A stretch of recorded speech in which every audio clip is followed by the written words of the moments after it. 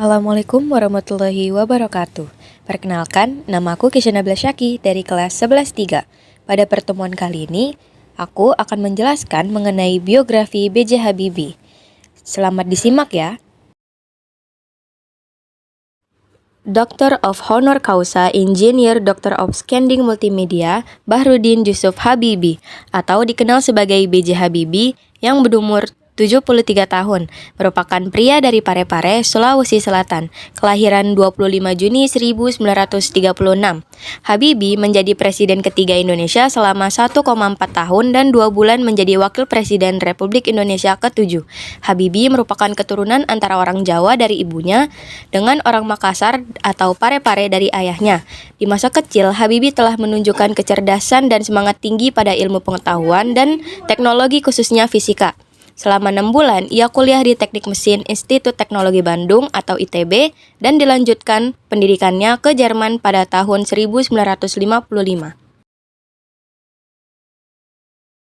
Dengan dibiayai oleh ibunya, R.A. Tuti Marini Puspowardoyo, Habibie muda menghabiskan 10 tahun untuk menyelesaikan studi S1 hingga S3 di Aachen, Jerman. Pak Habibie melanjutkan program doktoral setelah menikah dengan teman SMA-nya yaitu Ibu Hasri Ainun Besari pada tahun 1962. Setelah lulus, B.J. Habibie bekerja di MBB Hamburg pada tahun 1965 hingga 1969 sebagai kepala penelitian dan pengembangan pada analisis struktur pesawat terbang, dan kemudian menjabat kepala divisi metode dan teknologi pada industri pesawat terbang komersial di militer MBB pada tahun 1969 sampai 1973. Dia menjadi salah satu orang Asia yang berhasil menduduki jabatan nomor 2 di perusahaan pesawat terbang Jerman ini. Sebelum memasuki usia 40 tahun, karir Habibie sudah sangat cemerlang, terutama dalam desain dan konstruksi pesawat terbang. Habibie menjadi permata di negeri Jerman dan ia pun mendapatkan kedudukan terhormat baik secara materi maupun intelektualitas oleh orang Jerman. B.J. Habibie dikenal sebagai sosok yang religius, cerdas, dan berjiwa nasionalisme. Ia juga menjadi simbol cinta sejati melalui kisah hidupnya bersama sang istri, Hasri Ainun Besari. Hingga kini, nama Habibie selalu dikenang sebagai teladan bagi generasi muda dalam hal inovasi, integritas, dan kecintaan terhadap bangsa. B.J. Habibie wafat pada tanggal 11 September 2019 di Jakarta pada usia 83 tahun. Kepergiannya meninggalkan duka mendalam bagi seluruh rakyat Indonesia. Meski demikian, warisan pemikiran dan semangatnya akan selalu hidup di setiap langkah kemajuan bangsa Indonesia. Dari kisah B.J. Habibie, kita dapat mengambil keteladanan dari beliau. Yang pertama, selalu mau belajar. B.J. Habibie dikenal sebagai orang yang sangat cerdas dan suka belajar. Ia menempuh pendidikan hingga sarjana Indonesia lalu meneruskannya di sekolah Jerman. Tidak semua orang mungkin berkesempatan menuntut ilmu hingga ke jenjang yang tinggi.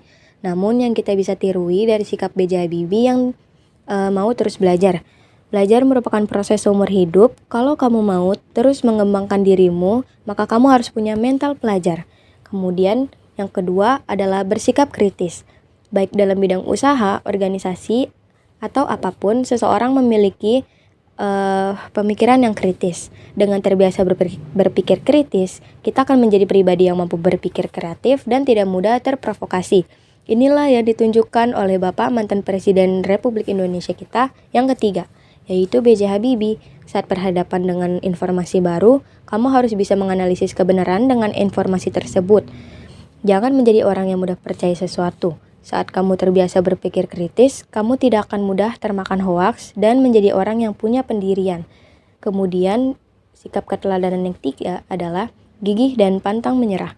Keteladanan lainnya yang ditunjukkan oleh Bapak Habibie adalah sikap gigih dan pantang menyerah.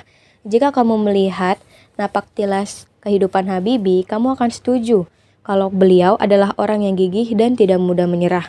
Kalau kamu pernah menonton film Habibie dan Ainun yang tayang tahun 2011 lalu, kamu pasti punya bayangan akan perjuangan Habibie. Perjuangannya dengan Ainun sebagai pendatang di negara Jerman patut diacungi jempol. Kemudian yang keempat adalah mengabdi untuk bangsa. Walaupun lama tinggal di Jerman, Habibie tidak pernah melupakan Indonesia. Habibie yang sudah banyak belajar dan berkontribusi di Jerman akhirnya kembali dan mengabdi di tanah air. B.J. Habibie pernah ditawari untuk mengganti kewarganegaraan menjadi Jerman, tapi beliau menolaknya. Habibie lebih memilih kembali ke Indonesia dan menjadi penasihat Presiden pada tahun 1974. Habibie kemudian menjadi Presiden Republik Indonesia pada tahun 1998 hingga 1999. Habibie memberikan contoh dan dorongan bagi masyarakat Indonesia untuk berkontribusi bagi bangsa. Dan yang terakhir adalah cinta keluarga. Teladan terakhir yang selalu ditunjukkan oleh Habibie, terutama di depan media, dan sikap cinta keluarga. B.J. Habibie memiliki keluarga yang harmonis dan citra yang sangat baik. Keteladanan yang bisa kamu ambil dari sini adalah tidak peduli sesibuk apapun kamu, keluarga harus tetap menjadi prioritas. Dari kisah ini dapat diambil kesimpulan, Habibie dikenal sebagai sosok yang religius, cerdas, dan berjiwa nasionalisme. Ia juga menjadi simbol cinta sejati melalui kisah hidupnya bersama sang istri yaitu Hasri Ainun Besari. Hingga kini nama Habibie selalu dikenang sebagai teladan bagi generasi muda dalam hal inovasi, integritas, dan kecintaan terhadap bangsa.